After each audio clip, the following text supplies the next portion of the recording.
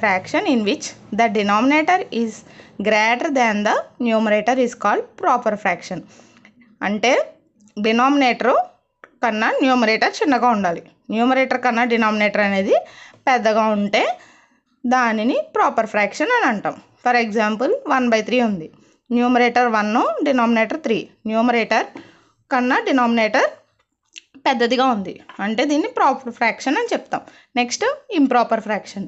A fraction in which the numerator is greater than or equal to the denominator. Numerator denominator ఈక్వల్గా ఉండొచ్చు, లేకపోతే denominator కన్నా numerator అనేది పెద్దదిగా ఉండాలి.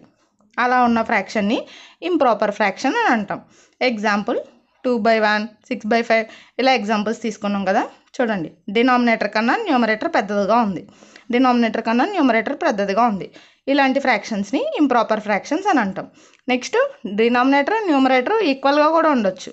ఇలాంటి వాటిని కూడా ఇంప్రాపర్ ఫ్రాక్షన్ అని చెప్తాం.